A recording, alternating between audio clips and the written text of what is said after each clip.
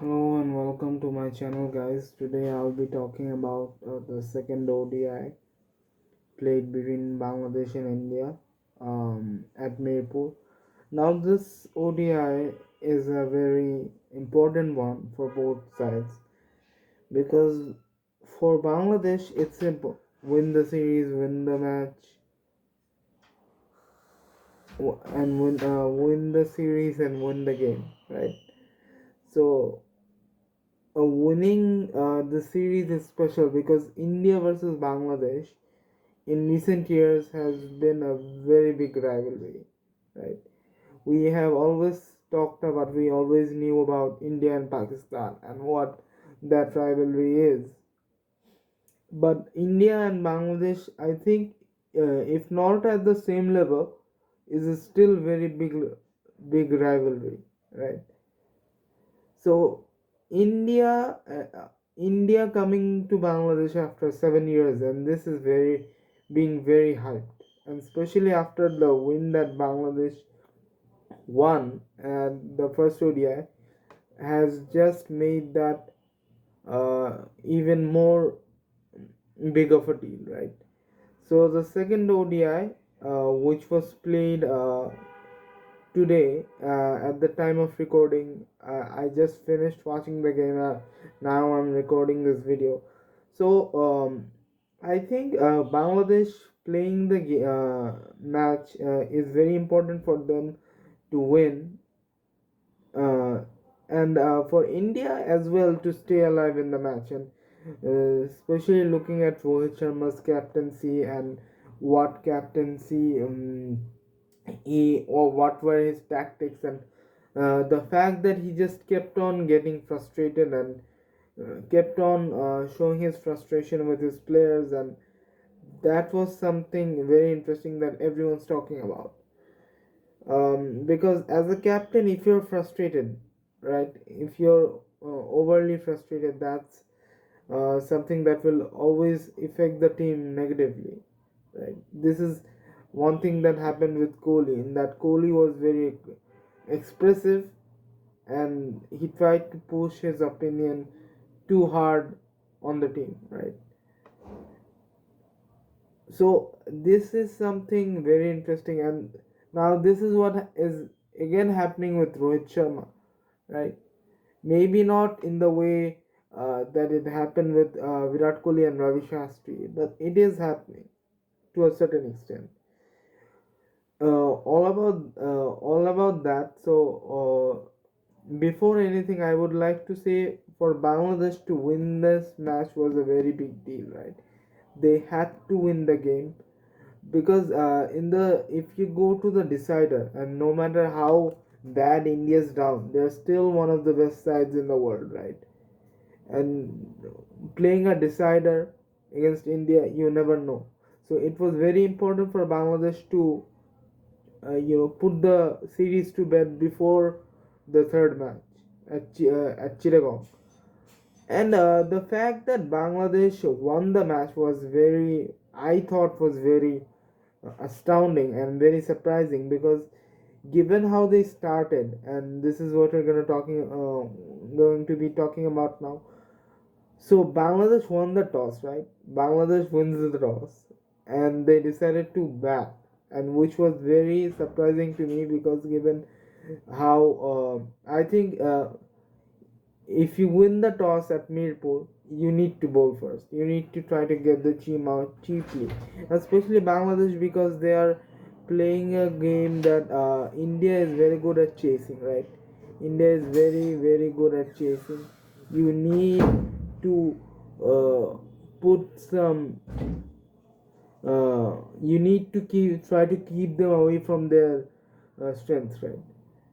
Some might call this a negative strategy, and some might be very spiritual and say that you need to do what you think is right, what you believe, but don't be childish, right? You need to strategize before a game. You need to try to uh, plan accordingly and then try to execute, right? There's no point in saying that, oh, you do what is good for you and all that. It doesn't work like that. Cricket doesn't work like that, right? Cricket is competition. You need to look for the other players, other teams' weaknesses, if any. And in the case of India, there are very little. And try to keep them away from their strengths, right? And I know commentators are like, when the captain just comes out up front and says, just trying to keep them away from their strengths. Commentators try to, experts, so-called experts, try to oppose that by saying that you should stick to what you know.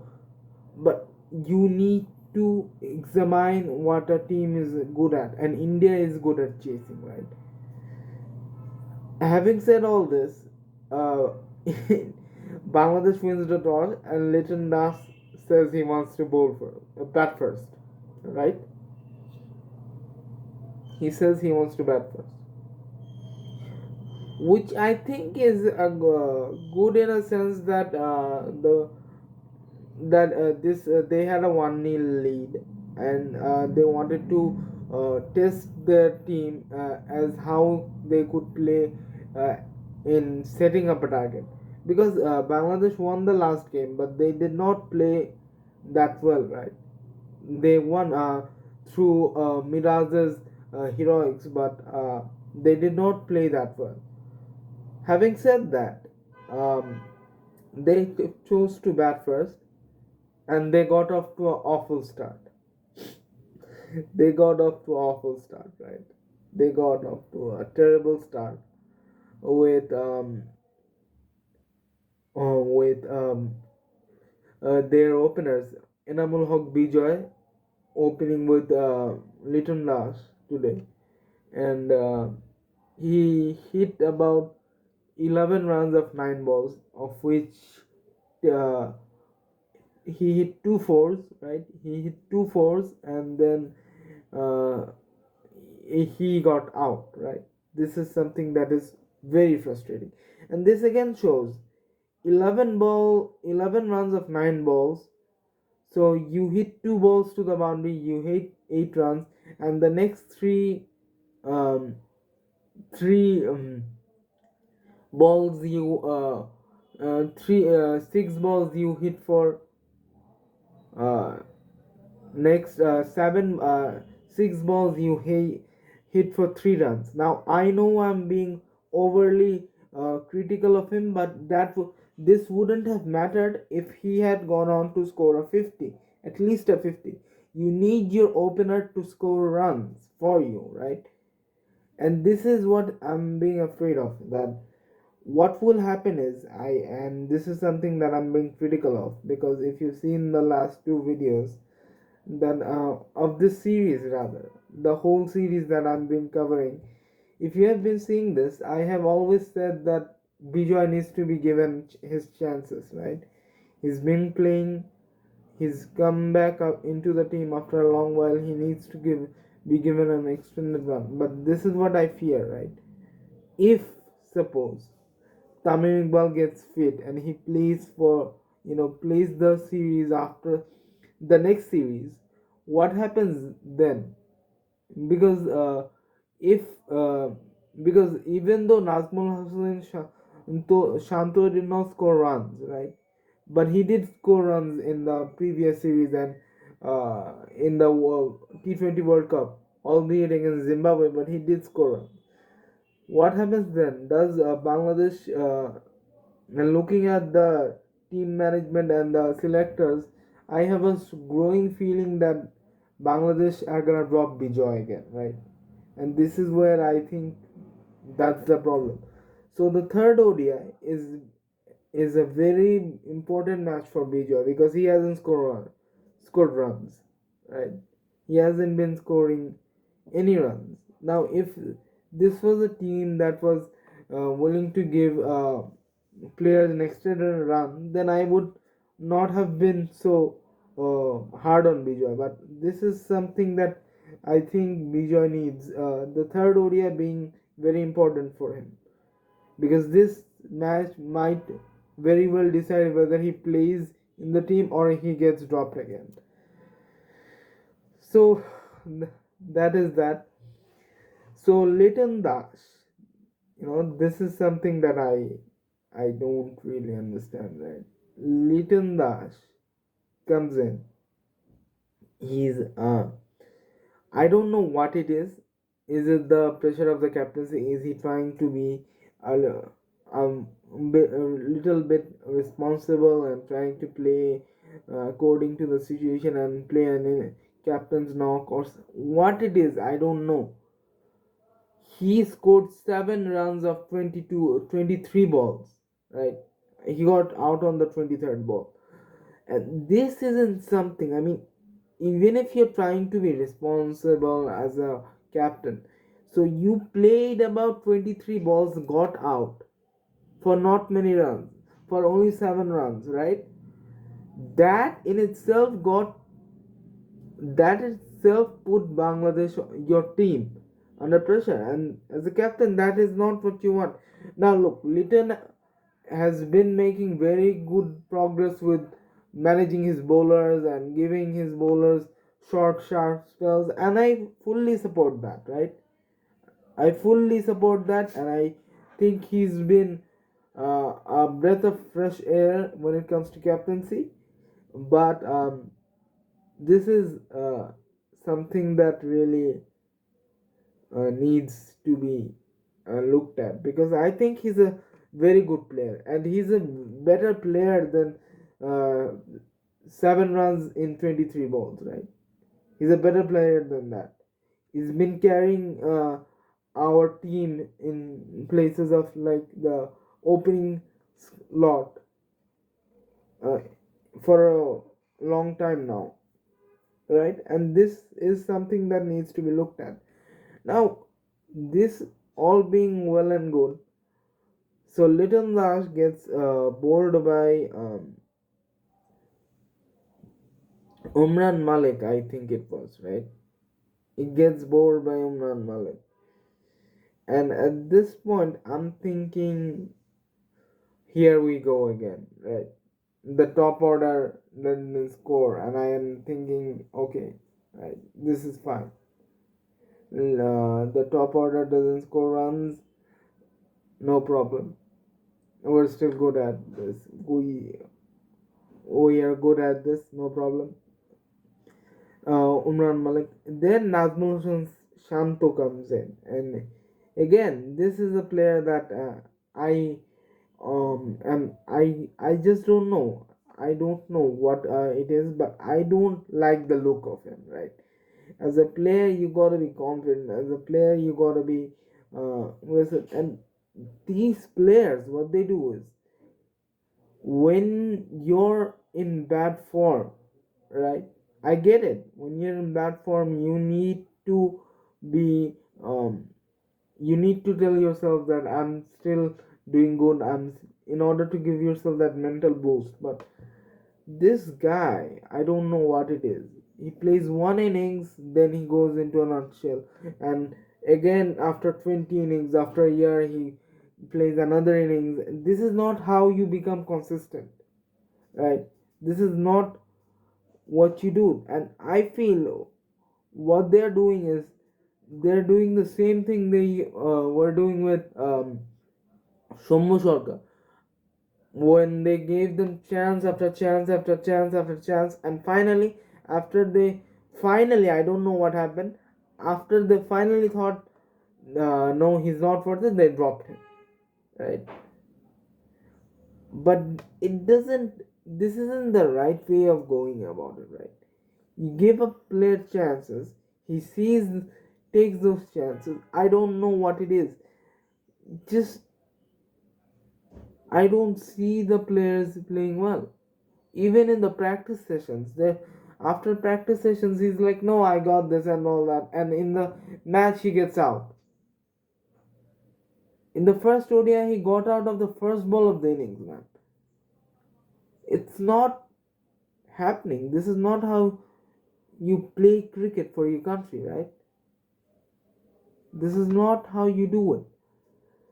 So, after all that, right? After everything that has happened, Nazmul Shanto gets out, and we're down 3 down. for not too many. I'm like, okay, I'm feeling okay. This is it, right? This is Mushfiqur Rahim comes in, and Shakib is at the crease at this point, right? He scores. He hits one boundary of, I think it was Washington Sundar, and then he gets out, right? He tries to hit another boundary, uh, hits it top edge, and Shikhar Dhawan takes the catch, right? And then Mushfiqur Rahim comes in. He's at this point where I think Mushfiqur Rahim comes in.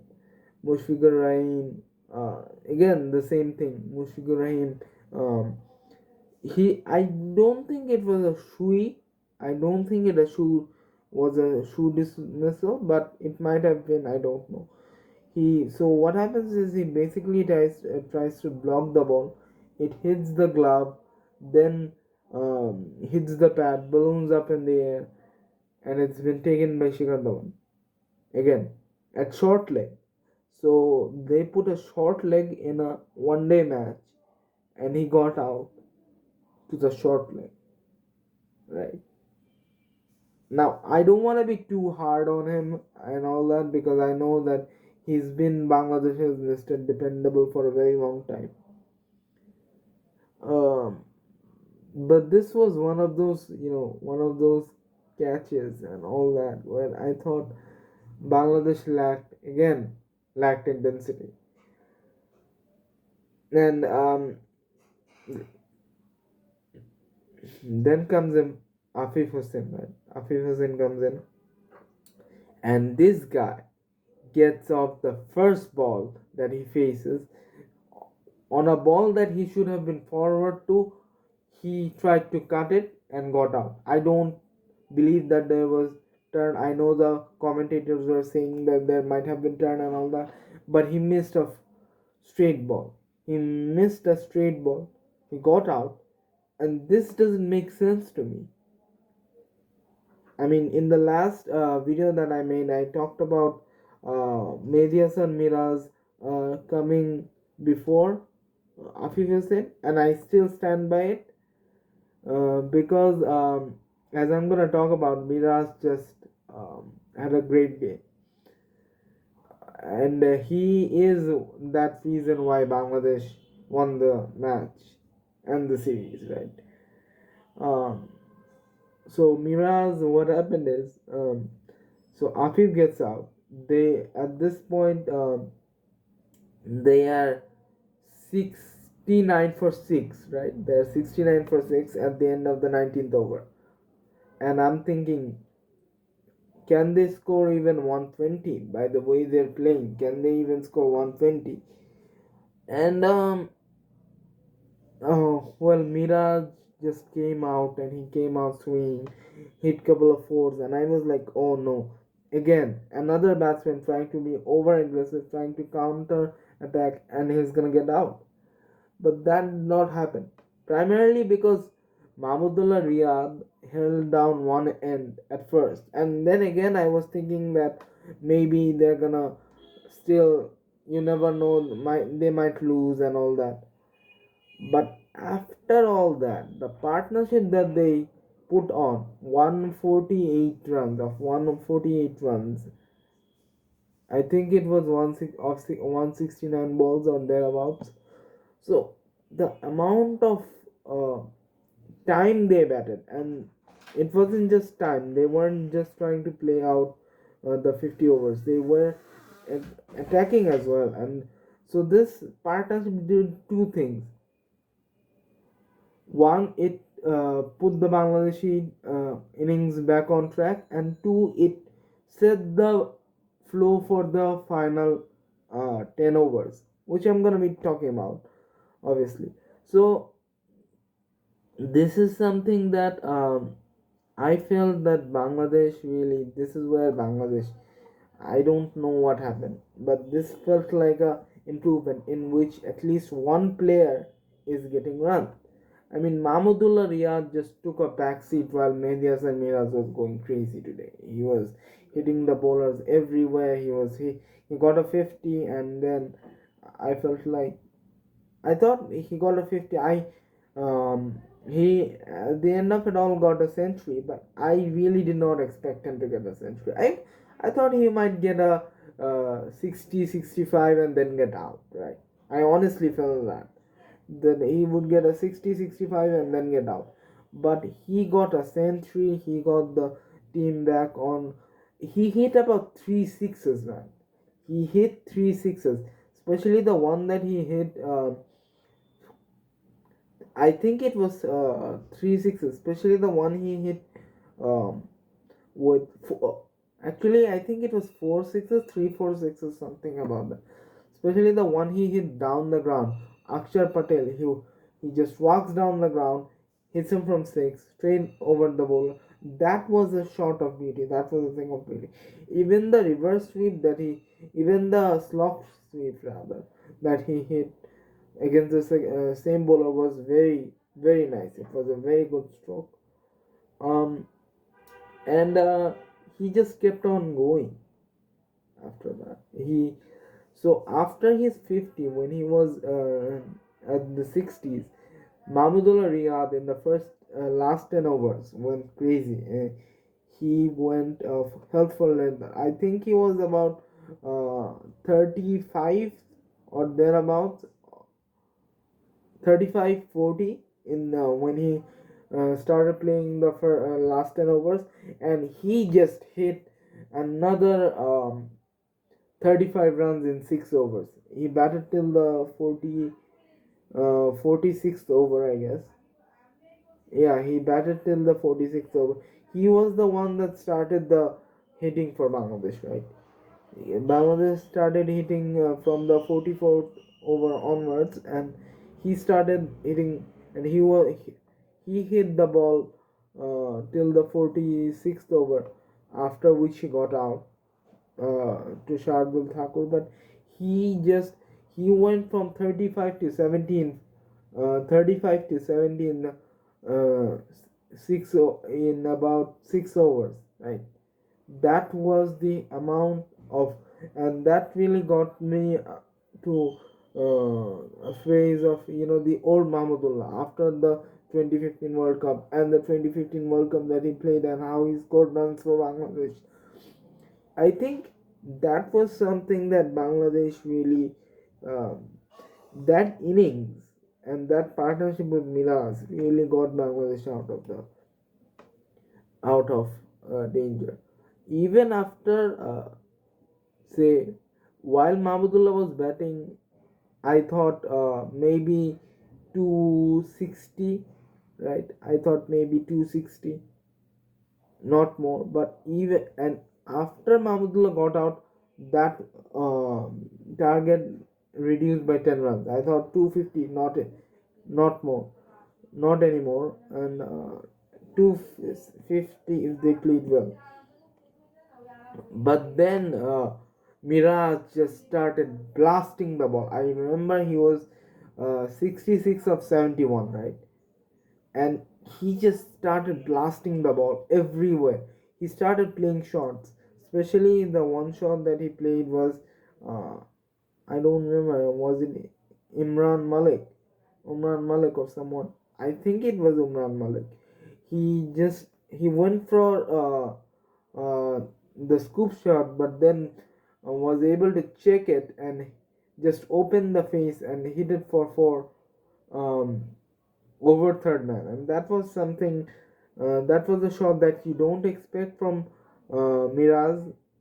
You know, I have been talking about giving Miraz an opportunity at the higher up the order for a very long time. They still didn't do that today, but he shown that if he gets time to bat, he can be dangerous, right? If he shows that if he had time to bat, he can be dangerous. And as far as I think giving him up the order comes to, is that I don't think they can really uh, play play around the batting order, play with the batting order, because I think the problem is with Bangladesh is at the moment that the four top players will always be bat and their positions will never change, right? As long as they play. I know they are just gonna play till the ODI World Cup, but their positions will never change. So up until number 5, you have the fixed batsman, right? You have number 5, 6, 6 at 6 there's Mahmudullah. So up till number 6 there can be no changes, right? There can be no changes, but I think this is where uh, after the big four retire, I think there will be changes and there will be opportunities for Miraz to come up the order, because if there's anything that he's shown, it's that he has the ability to bat up the order and be uh, a game winner, a match winner for Bangladesh. And I think he really changed the dice of the game, because if he didn't play, right, because they were 69 for 6 at the end of 19 overs, it's very easy for you to stop the process. And I think the way Mahmudullah played obviously helped him, but Mahmudullah could not have played the way he did if Miraz wasn't with him, because Mahmudullah isn't someone, and with all respect to him, he isn't someone who can bat for the tail, right? And I know many of you might say that he did play before, but now he did has done that in the past, but I think nowadays you don't see that. And he himself is coming back into the team because he did not play the T20 World Cup. And I think there's the thing. It's not easy for him, and he himself needed an innings where he could score runs, right, to get himself back into the form. I think Bangladesh needs that ability, right? Bangladesh, um, so Miraz coming up would be something to look out in for the future. As far as that, I think so. Due to his century and Mahmudullah scoring that 70, Bangladesh ended up with 271 for 7, right? This is something for India. As far as bowling is concerned, I think Washington Sundar was, I mean, he was the player to look out for, right? He scored he gave away 37 runs and took 3 wickets, and that was something that really broke the top order, right? That broke the top order. And after all that, I think now if I talk about the Indian innings, this is a very interesting thing to talk about, because India are someone that didn't really they didn't start off well. Mustafiz picking up Shikhar Dhawan and Ibadat Hossain taking Virat Kohli as Shikhar Dhawan as Rohit Sharma rather wasn't able to open the innings because he had injured his thumb. After all that, I think Ibadat Hossain picking up Virat Kohli in the first over was something that really was was that gave Bangladesh the belief that they could win. And then Shikhar Dhawan getting out, the Mustafiz, I think it was they were 13 for 2 at this point, right? And I'm really impressed with the fact that Mustafiz can get wickets with say short balls, right? He can extract that bounce, because with all due respect to Mustafiz, bowling only cutters, he has become predictable, right? And with all those technology involved nowadays in cricket, I think it was very expected that this would happen. um After all that, though, I think this is something that Mustafiz will be proud of. This is wicket that he will be proud of because he generated that bounce. So 13 for 2 India. Remember, at this point we are thinking that Rohit Sharma can't bat, right?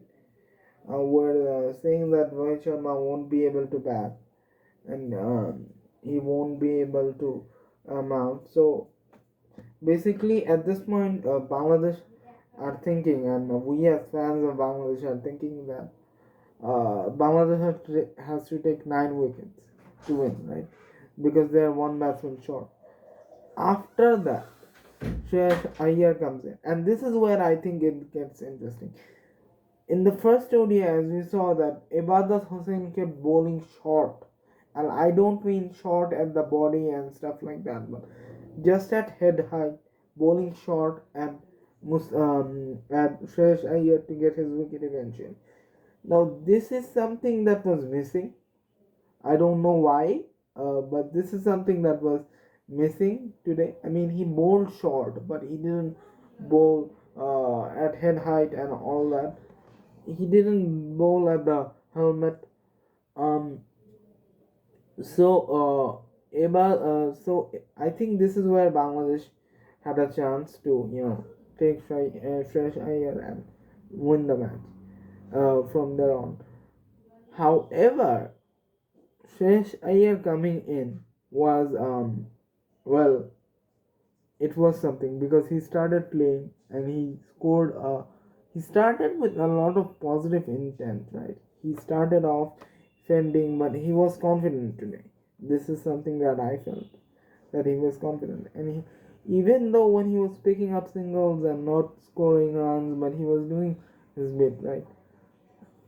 And another interesting thing, after Shikhar Dhawan's dismissal, Washington Sundar came in, right?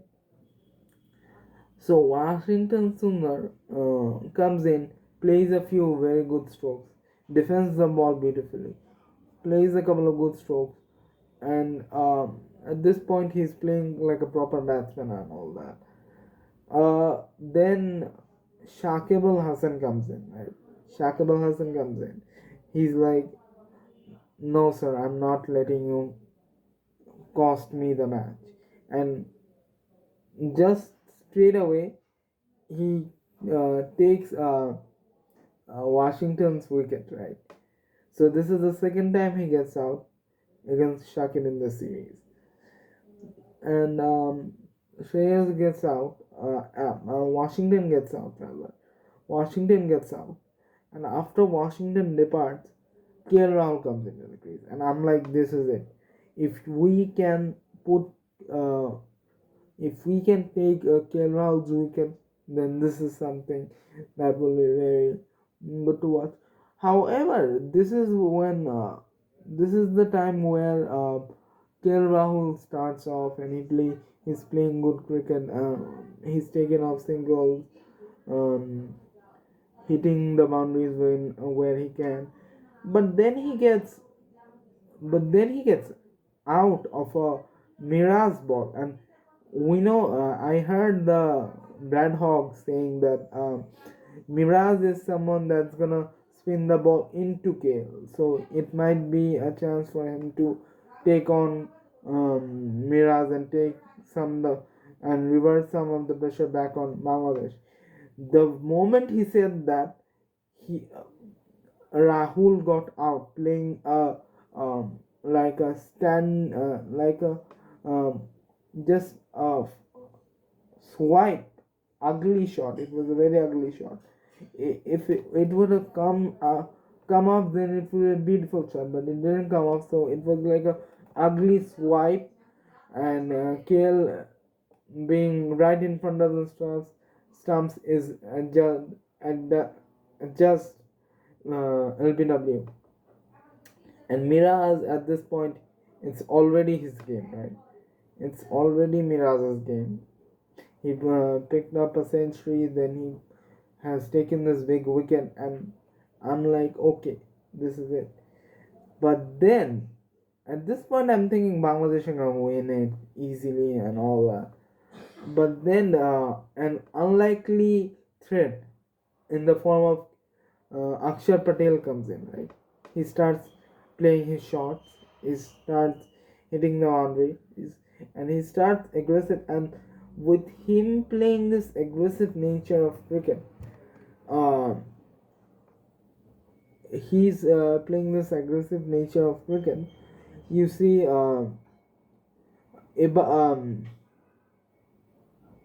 I I think Shresh Iyer starts playing aggressive as well. He's hitting Nasum Ahmed for boundaries, for fours, and all of a sudden you feel like the pressure's back on Bangladesh, right? A run rate that had gone up to 6.62 is all of a sudden they're hitting boundaries every over, right? They're hitting boundaries every over, taking singles, and all of a sudden the pressure and Bangladesh start to get under the pump. And I wouldn't say misfields. They weren't having misfields, but they were having uh, these overs where the whole team really, um, Bangladesh were properly dominating India. India started to fight back, and as a Bangladeshi fan, you start to feel uneasy whenever that happens, right? And then so after all that, you see Shreyas Iyer hit a 50, and then even I think it was after Shreyas Iyer hits a 50, you even see the partnership getting to 50 and the partnership getting to 100. Akshar Patel properly enjoying himself, hitting sixes, hitting fours, and all that. And I started to feel like there was a pressure. There was pressure on him, and there was pressure.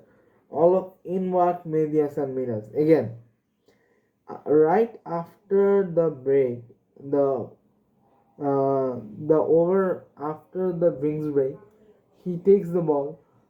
He gets hit for a six in the over, but he tosses the ball up, enticing Shresh Iyer to go after the ball again, and he gets out, hitting one in the air, and he gets out, right? And that really gave Bangladesh a firm grip in the game, right?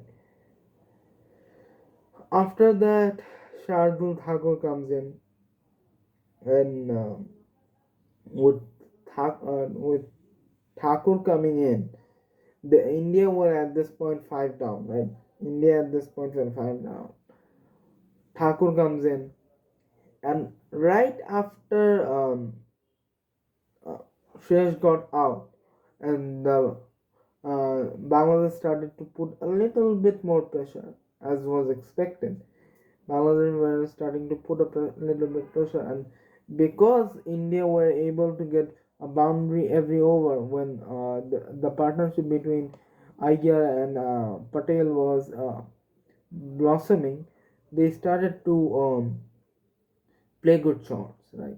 They were playing aggressive shots and aggressive. Um, they were playing aggressive shots. They were playing aggressive cricket, and by this point the rate had jumped over 7, right? 7.3 at this point. So you need a boundary every over to keep with the run rate, right? So by that point they hit that by that point Patel was under pressure, and he tried to hit one to the fence and got out. Ibadat was bowling and Shakib took the catch, and that really felt like Bangladesh was firmly back into the game because because Patel got a half century and he was looking threatening, right?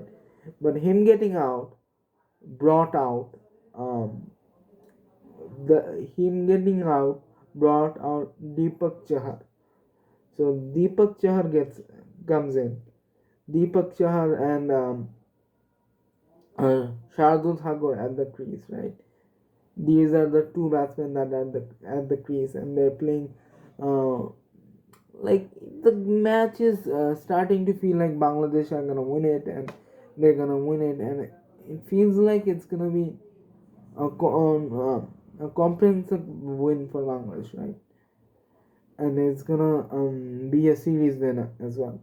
So they're playing. It's not that Bangladesh is looking too threatening and all that, but there are dot balls and rate is going up, and you kind of feel like when the bowlers are at the crease, it's when it's too far for them. It's a bridge too far for them, right? After all that, I think at a point the batsmen at the crease were really looking to. They knew they had to go big or go home, right? And then Shakib gets the ball. So Shakib gets the ball. So you kind of feel like Shardul Thakur tries to come down the wicket 2 or 3 times, and then Shakib fires it in, stopping it, and then you kind of feel like something had to give. And the very next ball, Shardul Thakur tries. He just goes on the ball without, and then Shakib shortens the length and he gets stumped by Mushfiq. He gets stumped by Mushfiq. And this point, you're feeling two more wickets for Bangladesh to win the match and all that, and it's gonna be easy and all. In walks Rohit Sharma, right? Back from the dead. Rohit Sharma is back, and is so he has this uh, uh, glo- there's this part of his glove that is cut, covering his injured finger, so that his injured finger can have this space, and it's taped. His injured finger is heavily taped and all that. So it's clear that he's not 100%. And then the first ball that Shakib balls to him, the ball just bites, off the pitch, and it bounces. And you feel like, is Sharma 100%? Maybe he's not. Maybe he's gonna get out as a Bangladeshi fan. And boy, were you wrong, right? Boy, were we wrong. Because Sharma, what he does is he hits 5 sixes, right? He's striking the ball. He hits 5 sixes. Um, he hits 5 sixes, 3 4s, gets to a 50 of. I think it was.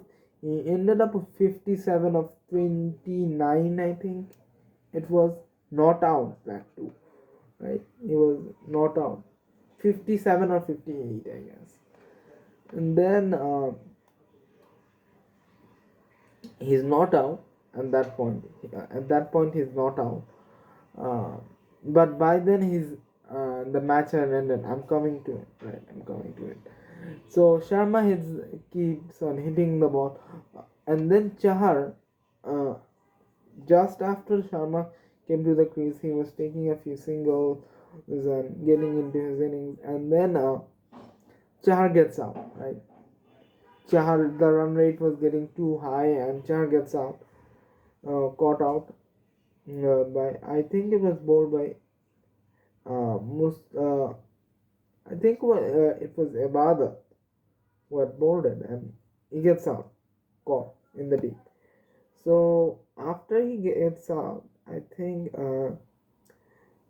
this is where Rohit Sharma is feeling like he needs to take charge, right?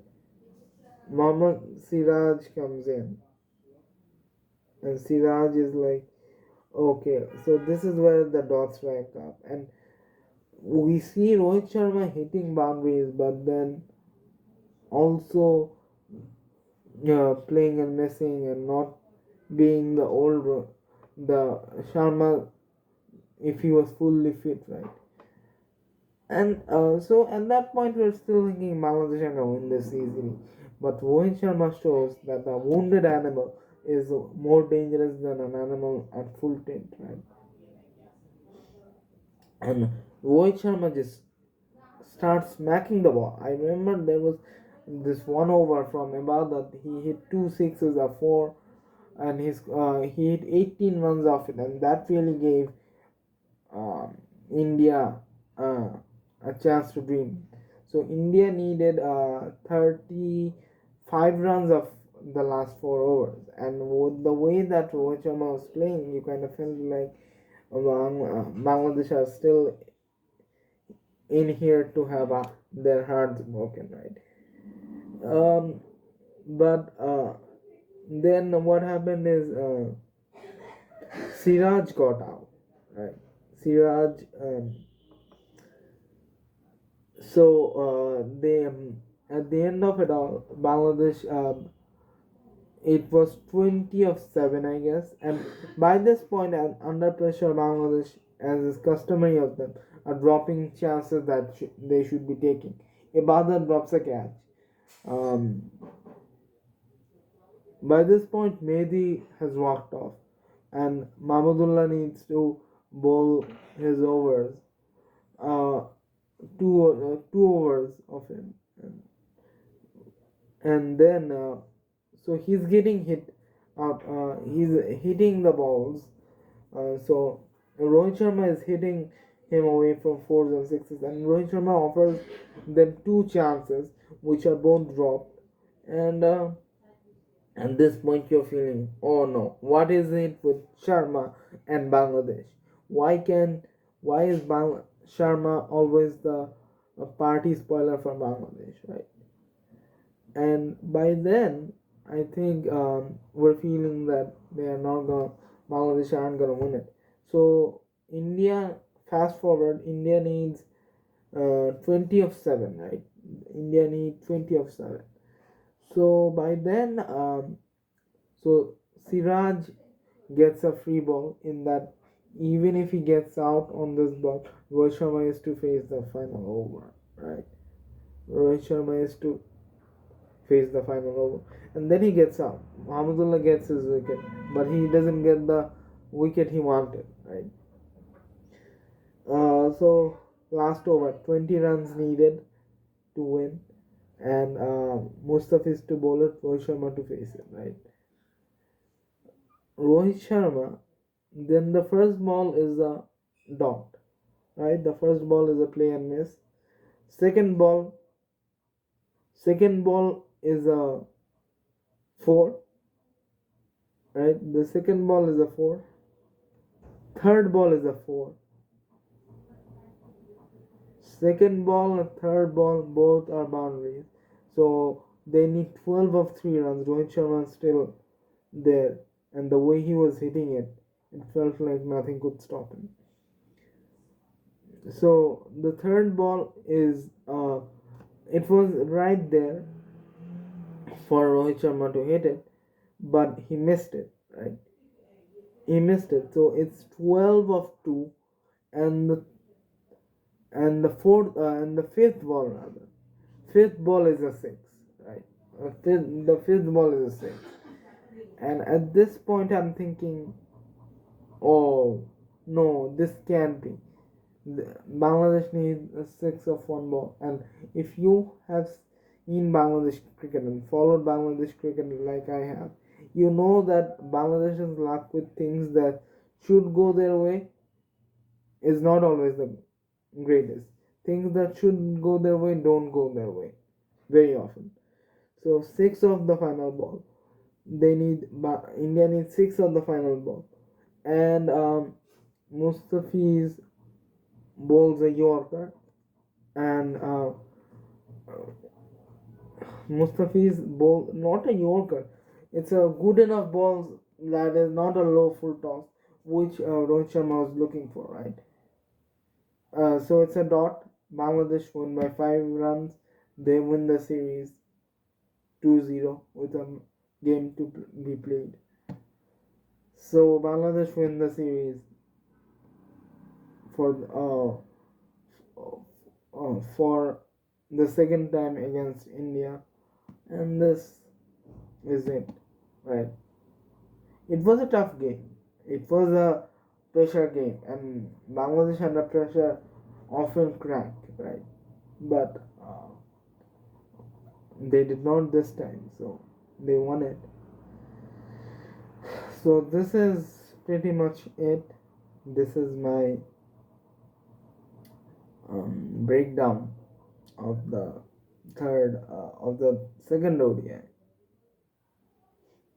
And congrats to Bangladesh for winning,